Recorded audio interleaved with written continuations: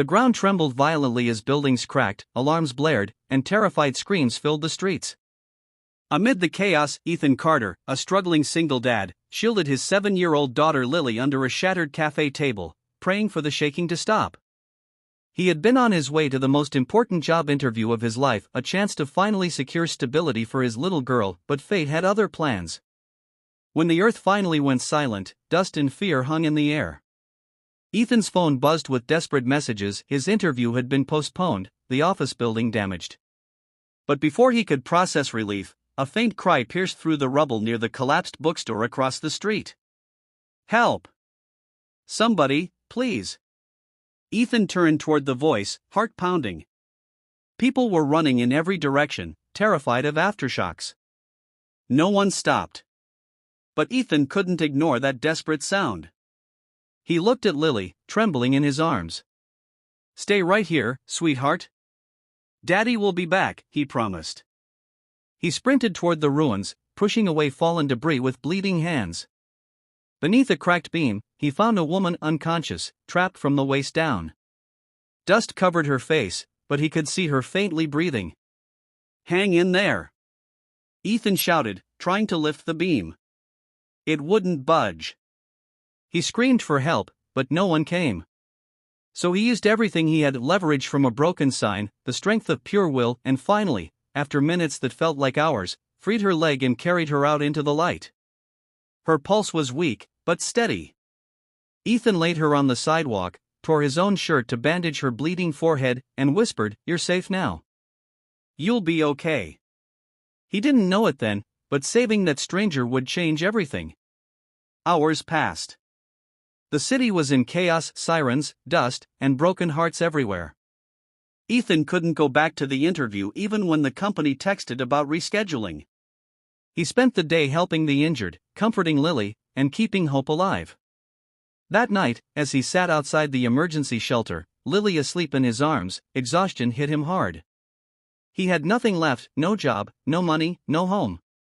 Just the same dream that somehow tomorrow would be better. The woman he saved was taken away by paramedics earlier. He didn't even know her name. Still, he prayed for her. "Please, God, let her live," he whispered into the cold night. The next morning, as Ethan tried to calm Lily, who missed her bed and her toys, a black car pulled up in front of the shelter. 2 men in suits stepped out. "Are you Ethan Carter?" one asked. Ethan hesitated, afraid something was wrong. Then the rear door opened, and the woman he'd saved stepped out, her leg in a brace, but alive and radiant. Her eyes glistened as she walked toward him. You saved me," she said softly. "I've been looking for you." Still, the scars ran deep. One afternoon, while folding laundry, she asked, "Why are you doing all this for us, Daniel? You barely know me." He smiled sadly. "Because someone once did the same for me. When my wife died, I was broken. A neighbor took me in, helped me raise my boy. I promised myself if I ever saw someone drowning like I was, I'd pull them out."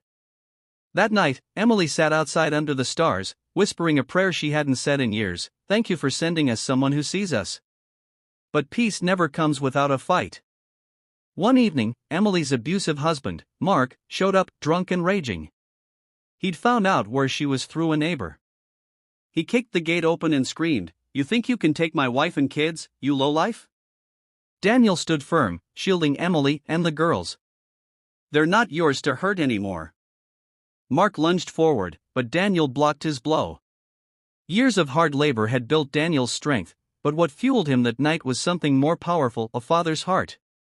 The police arrived moments later, called by Eli, who had hidden inside and dialed for help. Mark was taken away, still shouting empty threats. Emily fell to her knees, trembling, as Daniel wrapped her in a safe, steady embrace. "It's over," he whispered. "You're safe now."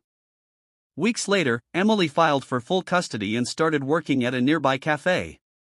Daniel often helped her get there early, watching the kids until school started.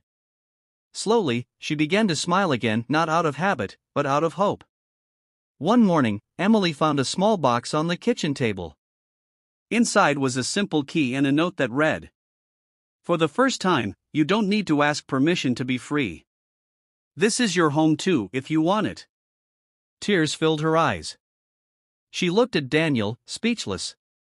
He smiled, the same gentle smile that had saved her life once before. You and the girls deserve a home where no one ever has to be afraid again.